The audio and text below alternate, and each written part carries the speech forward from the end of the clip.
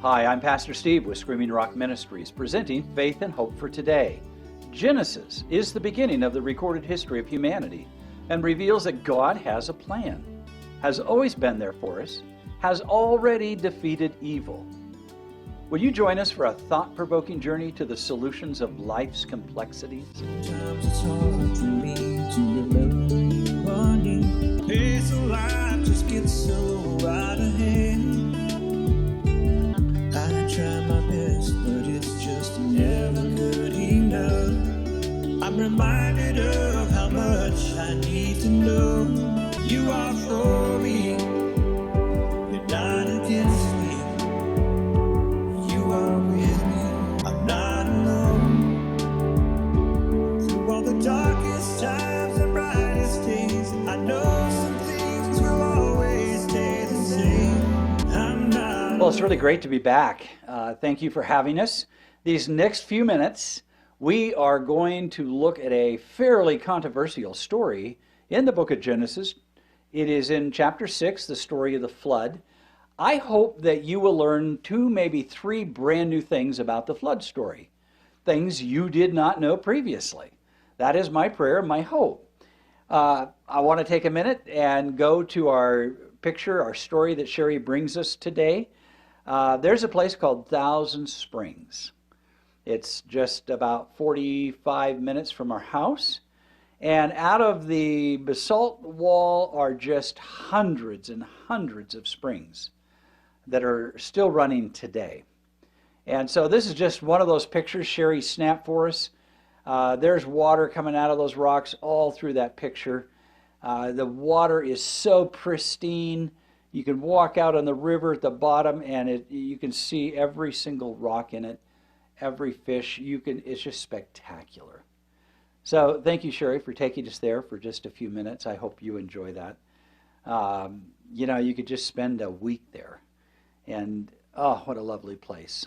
And not only that, that water is crisp and cold and pure. And that's a rare thing as well. So good to take you to that little spot. Water is part of our theme today. Faith and Hope for Today is our series. We're presenting Genesis, the beginning, the flood story.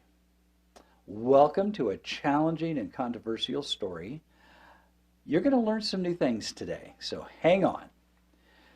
Time is revealing the true nature that the serpent brought in its rebellion to the human race, to humanity itself. It has become a culture of violence and cruelty. Then, prior to the flood story, and today.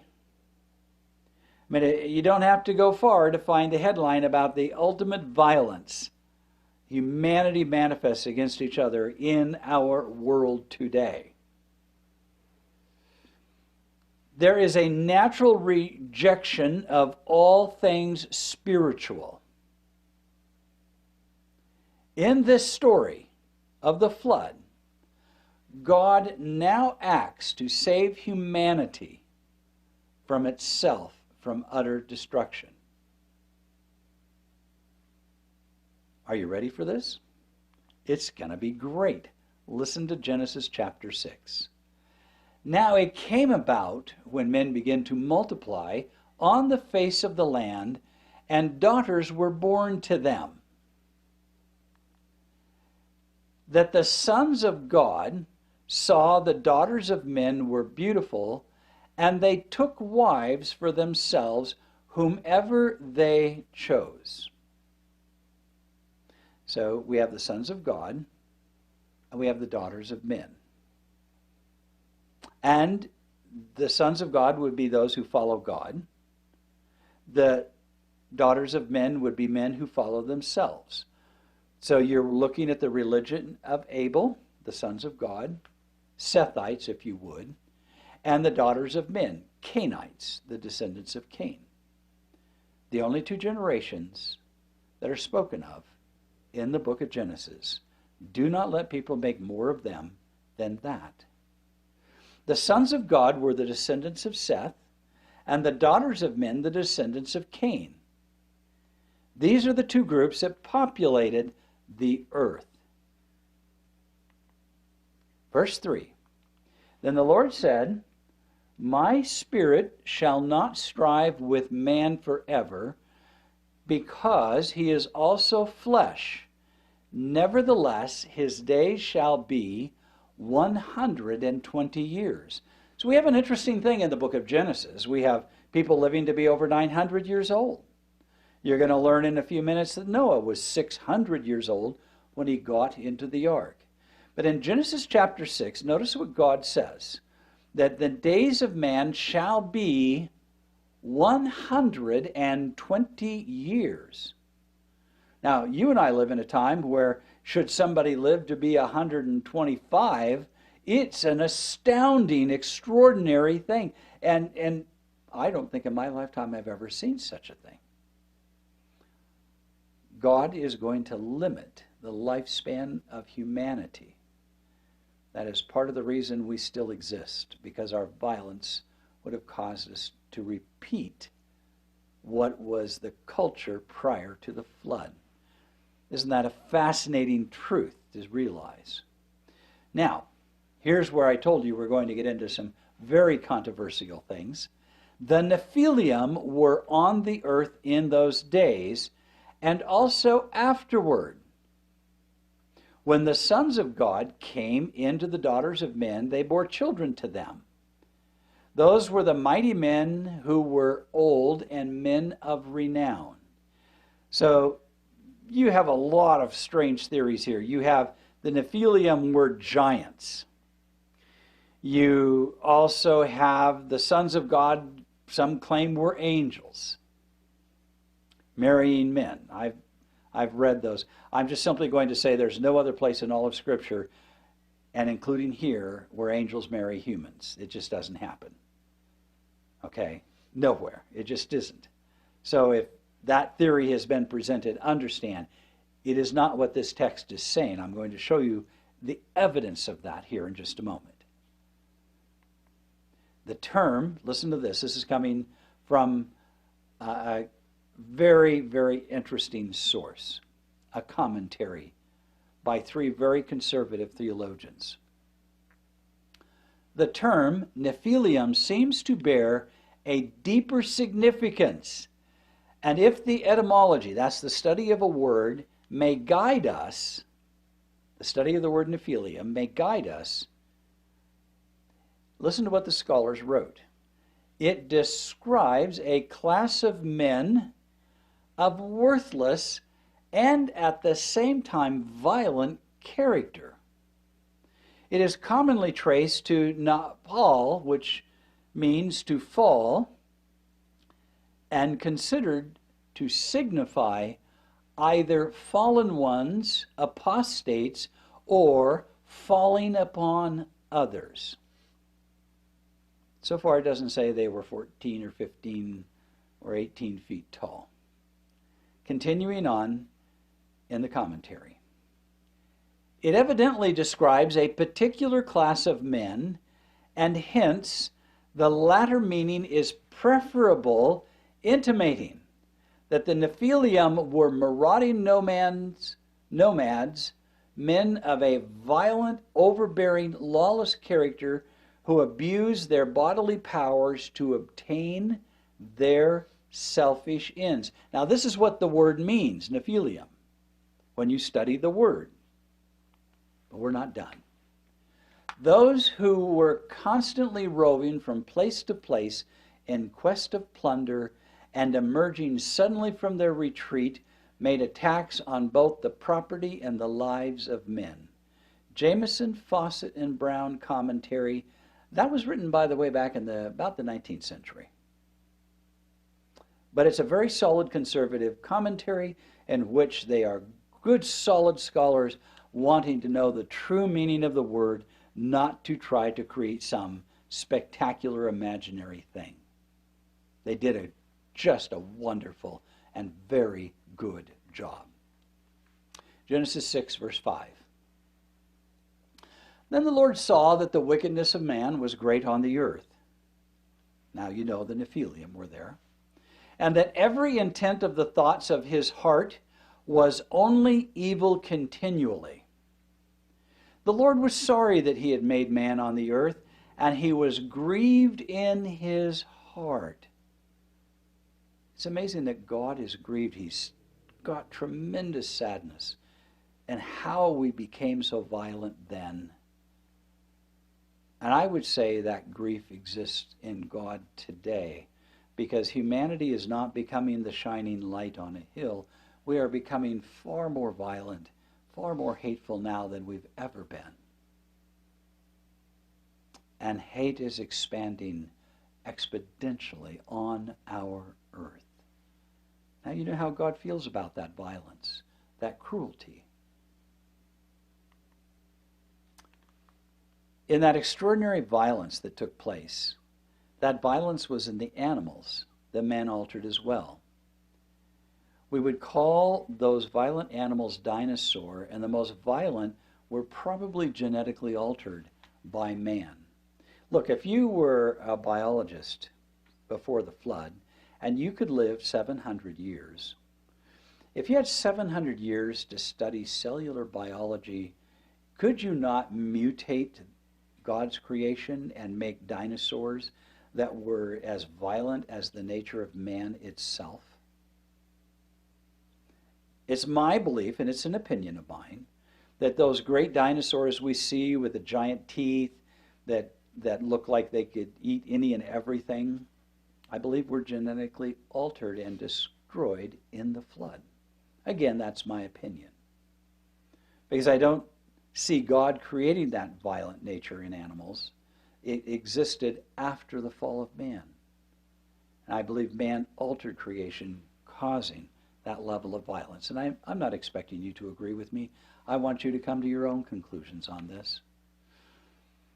In verse 9, it reads in Genesis 6, "These are the records of the generations of Noah. And Noah was a righteous man, blameless in his time." Now, we talked about the righteousness of Abel. Abel was a righteous man, and his righteousness still speaks today, according to the book of Hebrews. That means Noah was a man who lived by faith alone in God, in his worship, in his actions. He was a man who lived by faith. Do not miss that point. Living by faith, it says, Noah walked with God. That's what living by faith is. Profoundly simple. Noah exercised his faith in his walk with God every day. Verse 10. Noah became the father of 3 sons, Shem, Ham, and Japheth. Verse 11. Now the earth was corrupt in the sight of God, and the earth was filled with violence. I've included animals in that. Verse 12. God looked on the earth, and behold, it was corrupt, for all flesh had corrupted their way up on the earth. Now you understand some of my opinion comes from the text itself. Man was in a state of decline following the fall of man outside of the garden, and man has continued its corruption these thousands of years right up to the present time. We are still not getting better culturally as a society. The corruption is still continuing to expand. Verse 13. Then God said to Noah, "The end of all flesh has come before me, for the earth is filled with violence because of them. And behold, I am about to destroy them with the earth." So, understand in verse 13, God says, Noah, I'm about to act a judgment. Now in the book of Revelation, it says God is also about to exact a judgment. He is going to come and take men who follow him by faith with him into eternity. Verse 14. Noah, God said, "Make for yourself an ark of gopher wood." Now, everybody has an opinion, but nobody really knows what gopher wood is. "We shall make the ark with rooms, and shall cover it inside and out with pitch. So it's going to be entirely waterproof. It's going to be made out of some kind of wood, so Noah's going to have to mill this wood. He's going to have to cut trees, manufacture the wood, and make it into this boat. Notice verse 15. This is how you shall make it. The length of the ark, 300 cubits. Now, here's a cubit. Elbow to fingertip. It's approximately 18 inches. So if it's 300 cubits, its breadth is 50 cubits, and its height is 30 cubits, that ship would be 450 feet long, 75 feet wide, and 45 feet high. That's a good-sized boat, isn't it? But there's more to this story. Pay careful attention. You shall make a window for the ark and finish it to a cubit from the top, 18-inch high window, and set the door of the ark in the side of it, and you shall make it with lower deck, second and third decks. It's a 3-story ship. So each floor could be over 12 to 14 feet, somewhere in that neighborhood. So you can put some pretty tall animals in there. Verse 17. Behold, I, even I, bringing the flood, I am bringing the flood of water upon the earth to destroy all flesh, in which is the breath of life from under heaven. Everything that is on the earth shall perish. This is the first cleansing. Verse 18. I will establish my covenant with you, and you shall enter the ark, you and your sons, your wife, and your sons' wives with you. And of every living thing of all flesh you shall bring 2 of everything into the ark to keep them alive with you. They shall be male and female.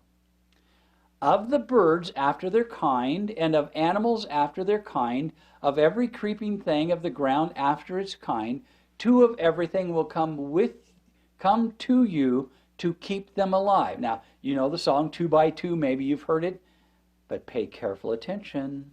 There's more news here, okay?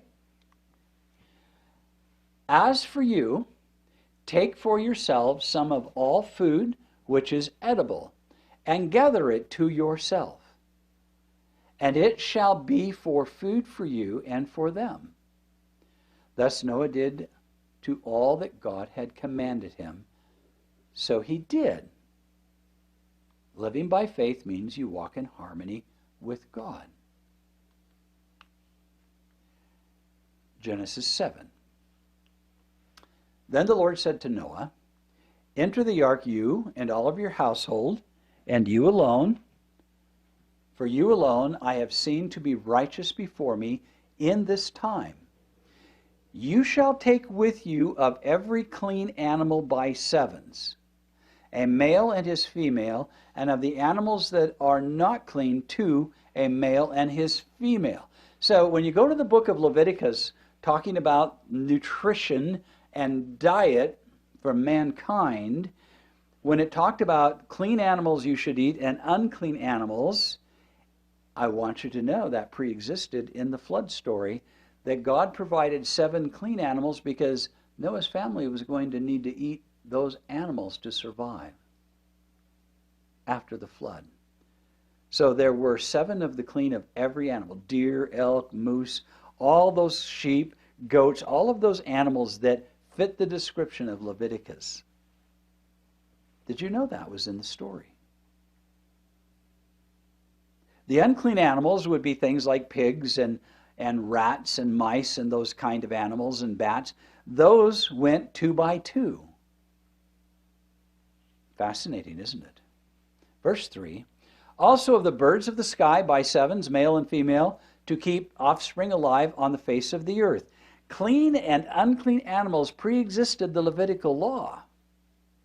So when you think about what you're going to eat for things that are healthy for your body, God is telling this story to Noah, and he tells it again for the children of Israel when they're out in the desert for the best possible help they could have, what kind of meat they should eat. Verse 4, for after 7 more days I will send rain on the earth 40 days and 40 nights, and I will blot out from the face of the land every living thing that I have made.